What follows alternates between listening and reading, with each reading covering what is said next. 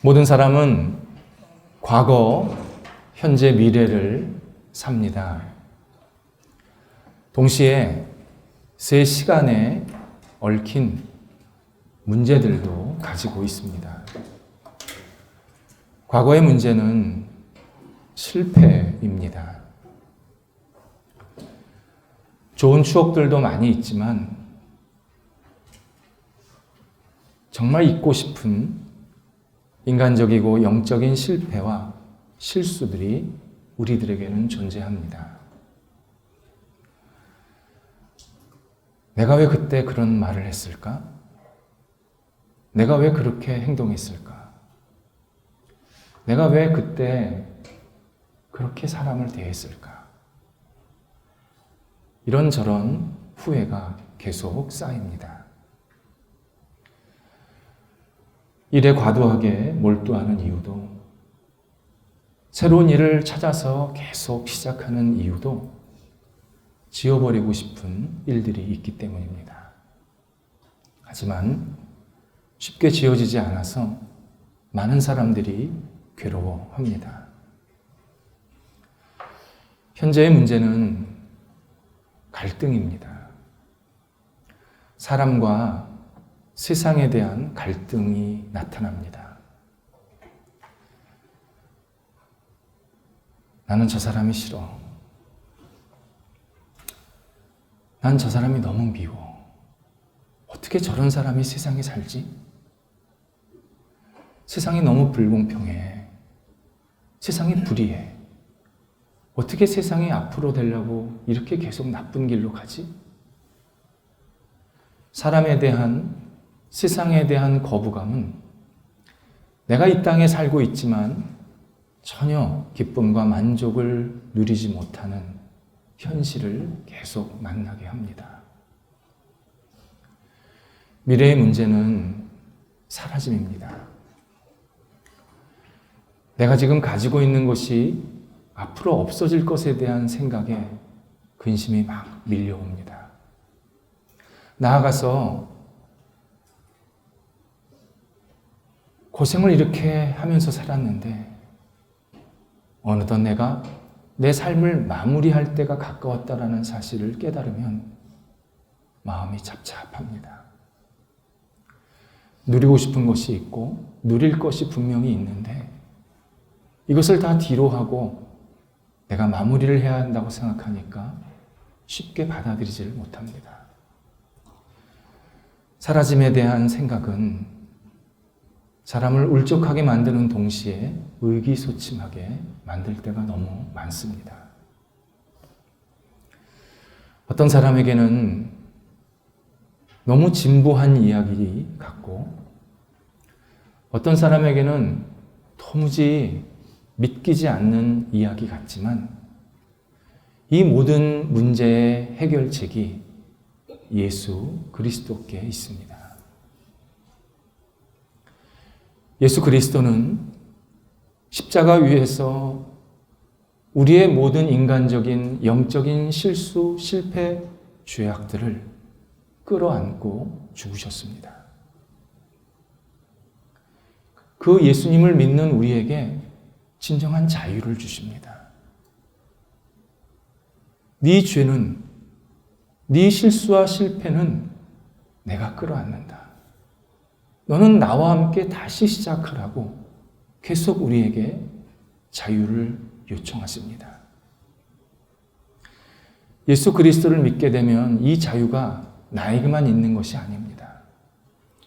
내가 누군가에게 상처를 주었고 아픔을 주었고 괴롭혔다면 그에게 진심으로 용서를 구하게 합니다. 사람들이 나는 용서를 받았다고 하면서 다른 사람에게 용서를 구하지 못하는 모습은 온전하신 예수 그리스도를 받아들이지 못한 겁니다. 자기 식대로 예수를 받아들인 겁니다. 십자가에 죽으신 예수 그리스도를 내 영혼 속에서 깊게 받아들이면 나도 용서를 받지만 내가 남에게 상처를 주었던 것도 용서를 구하는 그러한 진정한 용서의 연쇄작용이 일어납니다. 내 안에 자유함이 없다면 아직도 나는 예수 그리스도의 십자가를 굳게 붙잡고 있지 못한 모습입니다. 예수님은 십자가에서 우리를 위해서 내가 너를 죽을 만큼 사랑한다 고백하고 계십니다. 예수님은 일부 내지는 물건을 주신 게 아닙니다. 전능자의 생명을 십자가에 내어놓으시면서 내가 너를 끝까지 사랑한다. 내 목숨을 다해서 너를 사랑한다고 우리에게 먼저 고백해 주십니다. 이 사랑을 가지고 살아라. 이 사랑 안에서 살아라. 미움과 갈등으로 반목으로 네 인생 허비하지 마라. 내 사랑받고 살아라. 그리고 그 사랑으로 사랑하는 삶을 살아라. 십자가에서 간곡하게 우리에게 외치고 계십니다. 예수님은 십자가를 물리치시고 부활하셨습니다. 이 부활은 우리를 다시 살리시겠다는 약속입니다. 신앙인은 죽음이 끝이 아닙니다. 신앙인은 예수 그리스도 안에서 영생을 얻게 하시고 그리고 영원한 하나님 나라에 들어가게 하시는 큰 복을 얻게 하십니다. 부활이 바로 그러한 약속이십니다.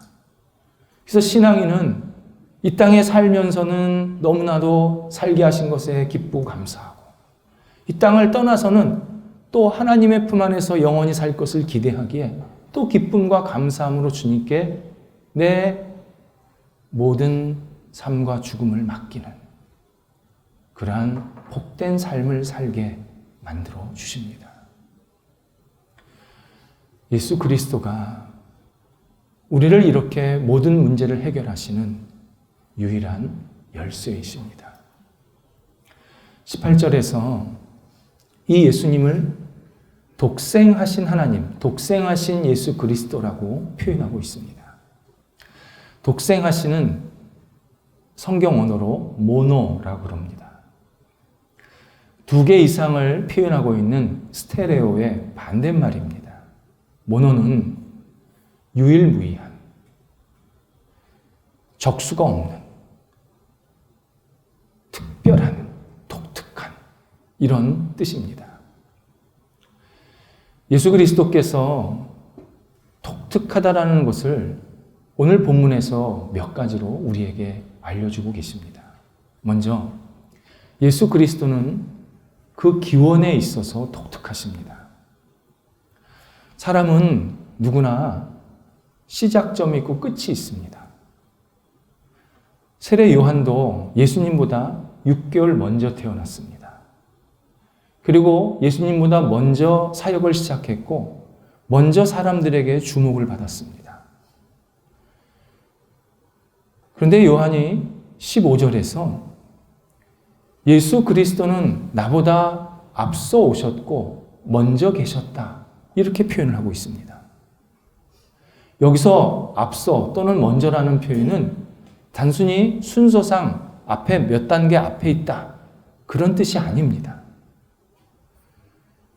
인간이 생각할 수 없는 오래전, 인간이 측량할 수 없는 아주 옛날, 그때부터 예수님은 계셨다 이런 뜻입니다. 예수 그리스도는 영원 전부터 계셨고 영원 후까지 계시는 영원한 존재이십니다. 그래서 선지자 이사야가 오늘 우리가 함께 찬양을 했던 그 찬양 고백처럼 이사야 6장에서 하나님의 인도하심에 따라 하나님의 보좌를 보게 됩니다. 이때 그가 주의 영광을 보고 있다라고 고백합니다. 주의 영광, 구원자의 영광, 그리스도의 영광입니다. 이사야는 예수님이 이 땅에 오시기 전 수백 년에 전에 살았던 사람입니다. 그런데 그 이사야가 주님의 보좌, 하나님의 보좌를 보면서 영원히 빛나고 계신 예수 그리스도의 영광을 목도하고 있다. 우리들에게 알려주고 있습니다. 예수님께서 영원하신 존재라는 사실은 우리 한 사람 한 사람을 너무 잘 아신다라는 뜻입니다. 우리는 이 땅에 태어나서 죽을 때까지만 내 삶을 압니다. 그것도 어릴 때는 기억도 안 나고, 또 내가 나중에 제정신은 모르겠는데 제정신이 아닐 때는 또 그때도 기억 못하고, 나에 대해서 아는 시간은 짧습니다. 그런데 예수 그리스도는 내가 이 땅에 오기 전부터, 내가 이 땅을 떠나서 하나님 앞에 서서 또 심판받을지 아니면 천국으로 들어갈지 영원한 생명을 어떻게 얻을지 그 모든 것을 다 아십니다. 우리는 예수님께 숨길 필요가 없습니다. 이유가 없습니다. 그냥 나 자신을 예수님께 드려야 합니다. 내 인생을 보여드려야 되고, 내 생각을 알려드려야 되고, 내 마음을 다 그냥 고백해 드려야 합니다. 예수님께서 내 마음을 모르시는 게 아닙니다. 내가 고백하기를 원하십니다. 내 인생을 다 예수님께 드리기를 원하십니다. 맡기기를 원하십니다. 그러면 예수 그리스도께서 우리를 가장 선하고 복되게 인도하십니다. 네가 잘했다. 내가 너에게 더 큰 능력과 은혜를 부어주려고 그런다. 우리에게 계속 나한테 맡기라고 말씀을 하고 계십니다. 두 번째는 예수 그리스도는 은혜의 근원으로서 독특하십니다. 17절에서 모세와 예수 그리스도, 율법과 은혜를 대조하고 있습니다. 모세는 인류에게 최초로 율법을 전해준 인물입니다. 예수 그리스도는 인류 최초로 진정한 은혜와 그리고 그 은혜가 무슨 의미인지를 알려주시고 깨닫게 하시고 또 직접 우리에게 주신 분이십니다. 율법은 사람을 의롭게 하지 못합니다. 죄를 깨닫게 할 뿐입니다. 아, 내가 뭘 잘못했구나. 은혜는 내가 뭘 잘못했고 잘했고도 당연히 알게 하지만 나를 계속 구원의 길로 이끌어갑니다. 율법은 누구나 다 완벽하게 지킬 수 없기에 의인이 될 수 없습니다. 그런데 은혜는 내가 은혜를 받아들이는 순간 예수 그리스도께서 너는 나에게 의롭다, 너는 나에게 거룩하다고 인정하시면서 하나님의 자녀로 만들어주십니다. 결국 이 은혜가 우리를 살리는 것이고 우리를 구원으로 이끌어가는 아주 중요한 하나님의 방법입니다. 근데 이 은혜를 누가 주시냐면 예수 그리스도만이 주신다고 말씀하십니다. 예수 그리스도가 주시는 은혜를 오늘 16절에서는 은혜 위에 은혜라는 표현을 사용하고 있습니다. 은혜 위에 은혜라는 것은 두 가지 의미입니다. 하나는 축적입니다. 복리 이자를 생각하시면 됩니다. 이자에 이자가 붙는 겁니다. 은혜 곱하기 은혜입니다. 은혜의 특성은요, 항상 풍성합니다. 은혜는 자질구레하지 않습니다. 은혜는 사소하지 않습니다. 사소한 은혜, 자질구레한 은혜는 세상에 없습니다. 은혜 자체의 특성은 풍성합니다. 넘칩니다. 어떤 분은요, 저는 이만한 은혜면 됩니다. 저는 이 정도 은혜면 충분합니다. 이렇게 말하면서 마치 자신이 겸손하게 소시민적으로 신앙생활을 잘하는 것처럼 말할 때가 있습니다. 이분은 예수 그리스도의 마음을 전혀 모르는 일종의 교만한 분입니다. 예수님께서 누가복음 6장 38절에서 내가 너희에게 주는 은혜는 가득 부어서 흔들어 차고 넘치게 주신다고 약속하십니다. 예수님의 은혜의 특징은 기본적으로 풍성하게 차고 넘치게 주시는 겁니다. 인간이 할 일은 그 은혜를 제한하는 게 우리 할 일이 아닙니다. 우리는 주시면 받아야 되는 겁니다. 받아야 살 수 있다는 겁니다. 은혜를 요만만하게 받으면 됩니다. 이거는 은혜 없이도 살 수 있다고 얘기하는 겁니다. 예수님께서 우리에게 은혜를 풍성하게 주실 때는 이유가 있는 겁니다. 그걸 받아야 된다는 겁니다. 그래야 네가 산다는 겁니다. 우리가 할 일은 그 받은 은혜를 어떻게 주님의 뜻대로 잘 사용하는가가 우리의 인생의 숙제입니다. 내게 은혜를 베푸신 것에 감사하면서 이 은혜를 어떻게 하나님께서 기뻐하신 대로 잘 사용할까?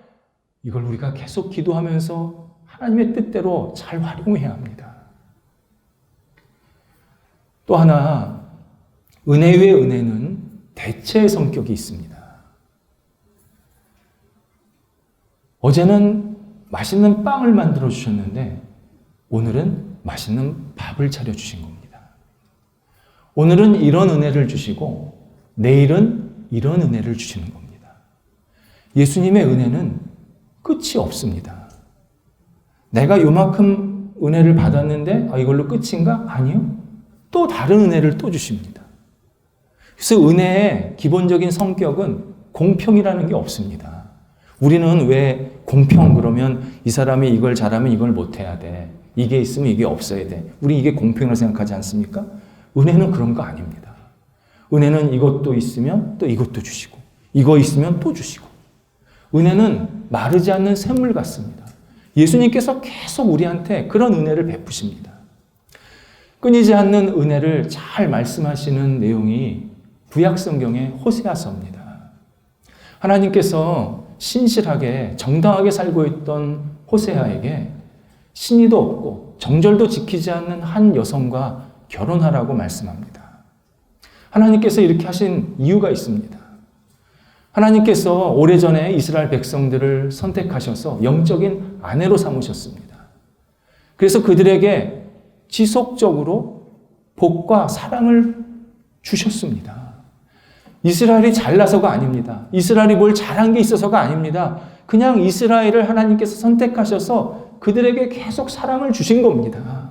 그런데 이스라엘 백성들이 이 최고의 남편, 곧 전능자이시고 창조주이신 하나님을 저버리고 길거리에서 구걸이나 하고 있는 잡신인과 우상들을 쫓아다니면서 그들을 숭배하는 겁니다. 예수를 믿으면서 전보러 다니는 겁니다. 하나님을 이렇게 예배드린다 그러면서 무당 찾아가는 겁니다. 하나님의 마음이 너무 아프셨습니다.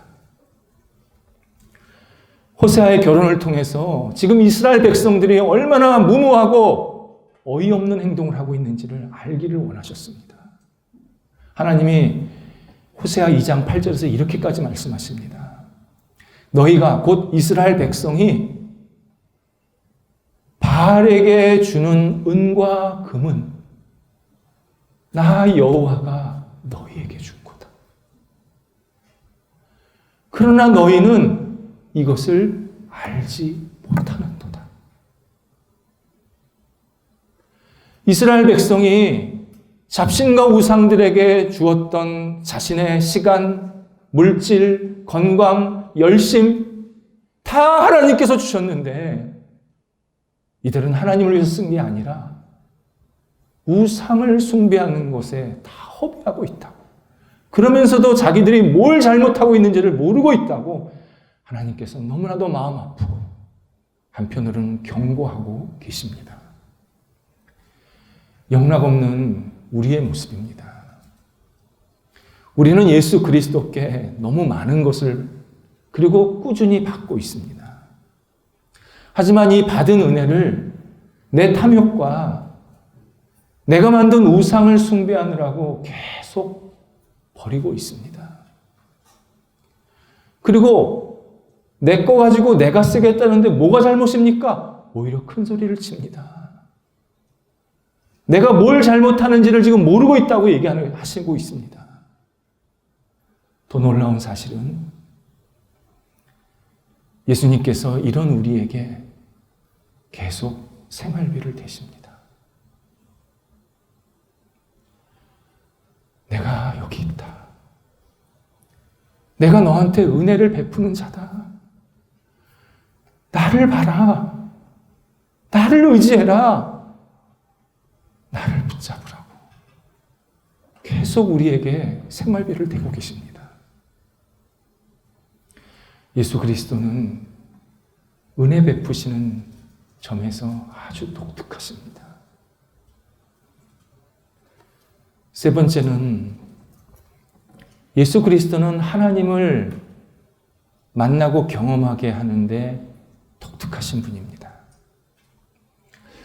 18절에서 모든 사람은 하나님을 본 사람이 없다라고 선언을 합니다. 이 선언에 누구도 토를 달지 못합니다. 인간은요, 누구도 하나님을 제대로 본 사람이 없습니다. 어떤 사람은 하나님을 봤습니다 그러는데 그분이 하는 얘기를 가만히 들어보면 하나님이 계신 곳 또는 하나님의 어려움풋한 형상을 본 겁니다. 진짜 하나님을 딱 맞대서 하나님은 이렇게 생겼습니다 라고 말할 수 있는 사람은 한 사람도 없습니다. 당연합니다. 하나님은 거룩한 영이기 때문에 눈으로 볼 수가 없습니다. 그래서 하나님에 대한 존재를 굉장히 강조했던 철학자 플라톤이 신은 분명히 있다. 그런데 인간은 절대 신을 만날 수 없다. 단언을 했습니다. 로마 제국 사람들이요, 기독교인들을 아주 미워했던 첫 번째 이유가 뭐냐면 기독교인들이 하나님을 아버지라고 부른 겁니다. 로마 사람들은요, 야, 어떻게 하나님이 너희 아버지냐? 그럼 우리는 서자냐? 우리는 뭐냐? 그러면 하나님이 너희들 낳냐? 너희들 하나님 만났냐? 너희들 신앙 무모하고 정말 잘못된 신앙이다. 차라리 황제를 믿어라. 이렇게 그리스도인들을 혐오했습니다. 그런데 오늘 본문에서는요, 예수 그리스도가 하나님을 대신해서 이 땅에 오셨다고 말씀합니다. 예수님을 믿으면 하나님을 믿는 겁니다. 예수님의 말씀을 따르면 하나님 말씀을 따르는 겁니다. 예수님을 의지하면 하나님과 인격적인 의지 관계를 갖게 되는 겁니다. 예수 그리스도가 오직 하나님을 경험하고 만나고 그분을 체험할 수 있는 유일한 길이라는 겁니다. 여러분, 이거 굉장한 큰 복입니다. 우리는 평생 하나님을 제대로 볼 수가 없었는데 예수 그리스도, 이 땅에 직접 오신 예수 그리스도, 그리고 성경 속에서 계속 말씀하시는 이 예수 그리스도를 통해서 우리는 하나님을 만날 수 있고 하나님을 경험할 수 있고 하나님과 깊은 인격적인 관계를 맺을 수 있다는 이 사실, 우리에게 얼마나 큰 복인지 모릅니다. 예수 그리스도는 하나님을 만나게 하심에 있어서 독특하십니다. 사람들은 나름대로 온전하고 성숙한 삶을 살고 싶어 합니다. 일부 사람들만 빼고요. 일부 사람들은 정말 막 나가는 사람들이 있습니다. 이 사람을 아주 가볍게 대하고 그리고 자기밖에 모르고 남을 속이고 남을 배신하고 남에게 잘못된 행동을 정말 아무렇지도 않게 하는 사람들, 정말 인생을 막 사는 사람들, 엉망인 사람들이 가끔 있습니다. 그런데 대부분의 사람들은 내가 이 정도 나이 먹었으면, 내가 이 정도 지식이 있으면, 내가 이 정도 갖추었으면, 내가 이 정도 지위가 있으면 좀 괜찮게 살고 싶다. 온전하게 살고 싶다. 그런 바람이 있습니다. 그런데 인간은 마지막까지 절대 자신의 지위나 소유를 가지고 온전하고 성숙하게 살 수 없다는 사실을 빨리 깨달으면 깨달을수록 유익합니다. 나는 내 힘으로는 도저히 내가 성숙을 이룰 수 없구나. 내가 온전을 이룰 수 없구나. 이 사실을 빨리 깨달아야 합니다. 그러면 내가 예수 그리스도를 의지해야 내 삶이 다시 시작될 수 있구나. 이것을 받아들이게 됩니다. 빨리 내 능력으로는 온전해질 수 없다라는 이 벽에 부딪혀야 예수 그리스도의 은혜로만 내가 다시 살 수 있다, 새롭게 살 수 있다라는 사실을 깨닫고 받아들이면서 그때서 비로소 조금씩 성숙이 시작이 됩니다. 신앙의 열매 중에 온유가 있습니다. 온유는 단순히 다른 사람에게 부드럽고 따뜻하게 대하는 마음이 아닙니다. 사람들이 여기에서 또 걸립니다. 그러다 보니까 이 사람한테는 온유한데 다른 사람한테는 온유하지 않습니다. 세상에서 제일 온유하지 않은 대상이 누군지 아십니까? 남편과 아내입니다. 밖에 나가면 세상 좋은 사람입니다. 근데 남편과 아내가 서로 만나면 전혀 온유하지가 않습니다. 진정한 온유가 아니기 때문입니다. 온유는요, 나는 부끄럽습니다. 나는 부족합니다. 나는 어리석습니다. 이것을 있는 그대로 고백하면서 저는 오직 예수님의 은혜로만 삽니다. 이것을 넉넉한 마음으로 고백하는 것, 이게 온유입니다. 그래서 온유는요, 절대 사람 앞에 먼저 나타나지 않습니다. 하나님 앞에서 내가 온유한 마음을 갖게 하십니다. 예수 그리스도의 은혜를 통해서만. 내가 예수 그리스도의 은혜로 이렇게 살고 있구나, 이것을 받아들이게 하시면서 비로소 그때 가서 다른 사람을 온유하게 대하기 시작하는 겁니다. 나 자신에 대해서 먼저 온유함을 갖게 되고, 그리고 다른 사람을 온유하게 대하기 시작합니다. 예수 그리스도의 은혜가 우리를 온유한 사람 되게 하십니다. 신앙인뿐만 아니라 비신앙인들도 어떤 일이 벌어지면, 문제가 생기면 시내산으로 가든지 갈보리산으로 가든지 둘 중 하나입니다. 시내산으로 올라가면요, 거긴 율법이 있습니다. 내 일, 내 문제를 내 노력으로, 내 열심으로, 내 지식으로 해결하려고 아주 온갖 애를 씁니다. 근데 시내산에서는요, 마음의 평안이 아니라 조급함이 찾아옵니다. 문제의 해결이 아니라 강박감이 덮칩니다. 내 힘으로 뭔가를 막 해결하려고 하면 그 일이 점점점 복잡해집니다. 그리고 일이 엉뚱한 방향으로 나타납니다. 좋은 방향이 아닙니다. 나쁜 방향으로 풀어지는 겁니다. 반면 갈보리산에 올라가면 내가 할 일이 아무것도 없다라는 것을 깨닫게 됩니다. 예수 그리스도가 십자가 위에서 모든 것을 다 이루셨구나. 나는 그분을 바라보고 그분을 의지하고 그분에게 모든 것을 맡겨야 되는구나. 이것을 아주 영혼 깊숙이 깨닫게 하십니다. 그분께 맡긴다, 그분을 의지한다라는 게 내가 아무것도 안 한다라는 게 아닙니다. 예수님보다 앞서지 않는다는 겁니다. 내가 어떤 행동을 할 때 예수님께 지혜를 구합니다. 어떤 결정을 할 때 예수님께서는 이 일을 어떻게 결정하기를 원하실까를 기도하게 됩니다. 어떤 행동을 할 때 예수님이라면 이 행동을 어떻게 하실까를 생각하면서 묵상하게 됩니다. 그래서 언제나 내 앞에는 예수님이 계시고 나는 그 예수님이 이끄시는 대로 쫓아가는 삶이 되게 하십니다. 갈보리에서는요, 내가 절대 예수님보다 더 위대하지 않습니다. 놀랍게도요, 나는 예수님을 쫓아간 것밖에 없는데 마음의 평안이 쫓아옵니다. 문제가 해결되는데 내가 생각하는 것보다 훨씬 다양하게 좋게 해결이 됩니다. 내 문제 해결 방식은 이거였는데 예수님께서 이 문제를 해결하는 방식은 전혀 다른 방식에 있었다는 것을 그때서야 깨닫기 시작합니다. 그래서 신앙인은 내가 온전하게 되겠다고, 성숙하게 되겠다고 결단하고 행동하는 일을 멈춰야 합니다. 절대 내가 결단한다고 성숙하지 않습니다. 내가 결단한다고 이 문제 해결되지 않습니다. 예수 그리스도의 은혜, 그 은혜를 구해야 합니다. 내가 부끄러움이 보였다, 내 부족함이 보였다, 내 실수가 보였다, 내 실패가 보였다. 예수님, 제게 더 은혜를 베풀어 주옵소서.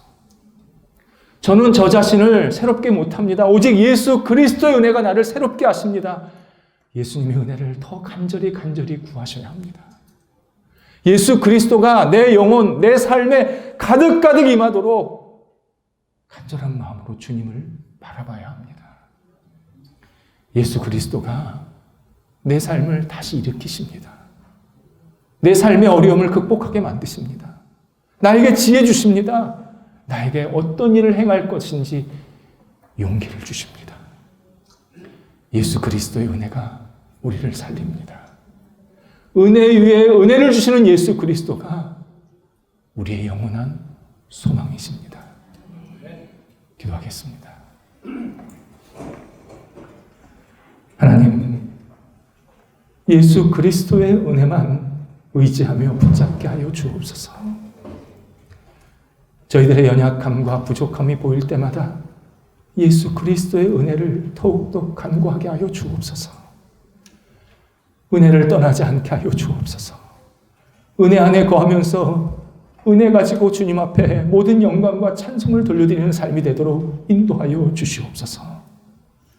저희를 사랑하시는 예수 그리스도, 저에게 은혜 베푸시기를 즐거워하시는 예수 그리스도를 의지하면서 이 땅속에서 날마다 새롭게, 힘있게, 용기 있게 살아가는 저희 모두가 되도록 인도하여 주시옵소서. 특별히 저희 가운데 연약하고 힘들어 하시는 분들이 계십니다. 예수 그리스도 은혜가 한 분 한 분 임하여 주시어서 다시 영원히 소생되게 하시고 앞을 향해 힘차게 나갈 수 있는 거룩한 열정을 부어 주시옵소서. 예수님의 이름으로 기도드립니다. 아멘.